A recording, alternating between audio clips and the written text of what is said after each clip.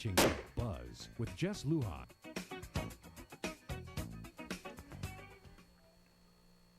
We're back with my in-studio guest, presiding Judge Alberto Lamarena and retired Judge Peggy Hora from California.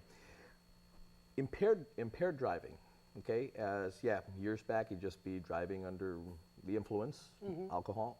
Now, of course, we have prescription drugs. Of course, we have, you're in California, medicinal marijuana. Yes. If you've been in states where have recreational marijuana, as both, I mean, you don't have to be sick anymore. You could recreationally do that. Your Honor, when people come before you and impaired, what mechanism, again, do the police have? I mean, they have tests for alcohol.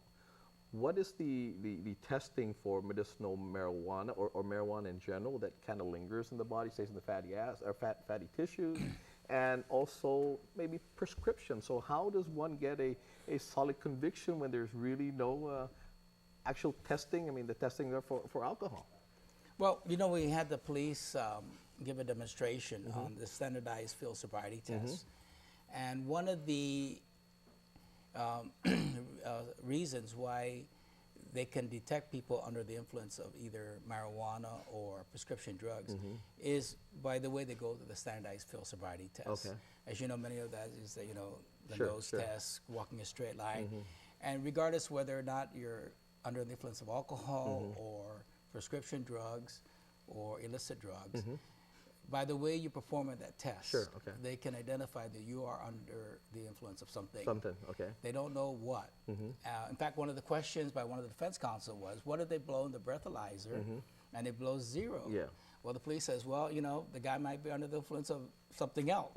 He may not be under the influence of alcohol, but by his poor performance under the standardized field sobriety test, and they do perform, and everybody that they suspect under the influence, they can suspect they're under the influence of something, whether if it's not alcohol, then they're probably under an illicit drug or a prescription drug. Okay.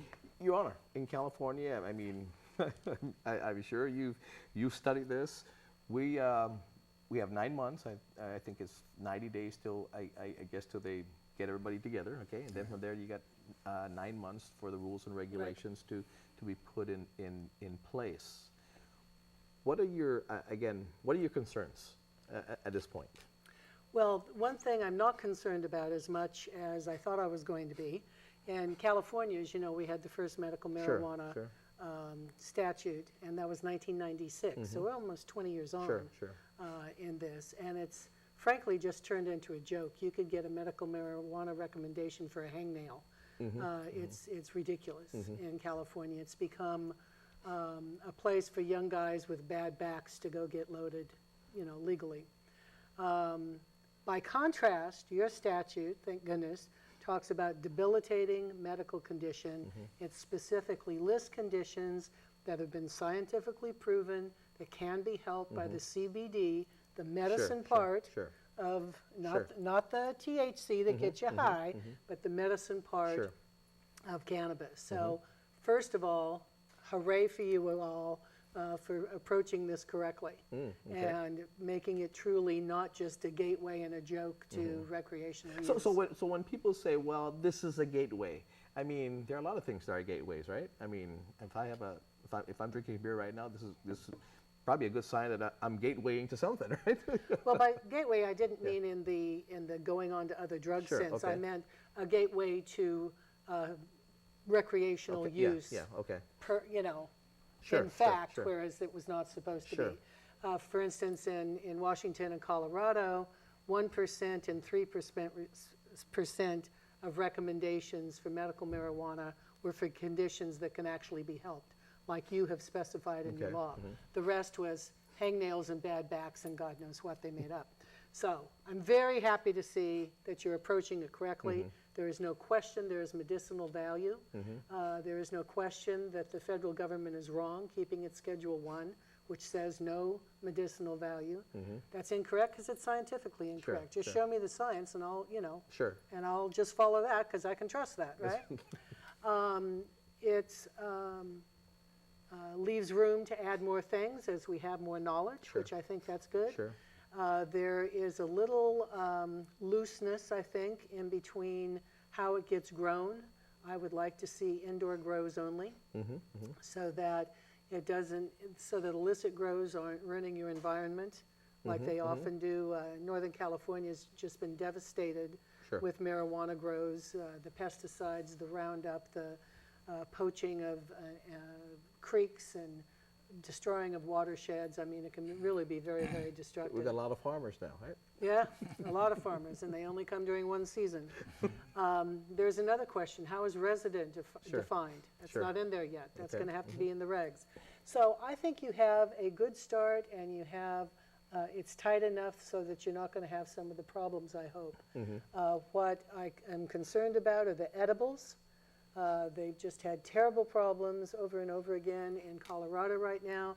Kids getting into gummy bears and lollipops that are that are laced with marijuana. Dogs, veterinary emergencies have skyrocketed. The dose amount can be up to 90% THC in some of these edibles, and it causes psychosis. You know, the body just can't take that. So watching the edibles would be something I would be concerned about.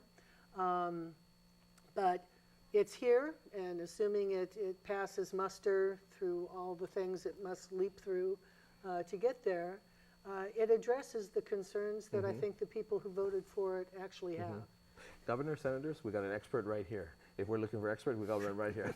Thank you for bringing her out. We're going to keep her. Great. So okay, so that being said, I mean, have you looked at the bill that passed? Have you? Oh yes. Yeah. Oh, you got it. Absolutely. Okay. Right Oh, you got it. I have in there. notes. Okay. Oh, you I have got yellow notes. underline. There we go. There we go. Hey. There we go. So again, major concerns. Major concerns right now that they should tackle with this right on the onset. Right on the onset, tight regulations with tight definitions. Does somebody get to travel from someplace else and say, I want medical help, and I've been in a hotel 2 days, and therefore I've established residency? Doesn't define residency. I don't want the suppliers to also be the caregivers. I would like to see a definition of caregiver, that it's someone who actually needs the help from someone, not just what they do in California. Is the growers become the caregivers for the individuals. I mean, it's ridiculous. So that's separate. The people who are giving the care to people who are really ill, like you know, someone's in hospice. You can and nobody would fight about that. You know, someone's in hospice. What the heck? If it's palliative care that helps them, who cares?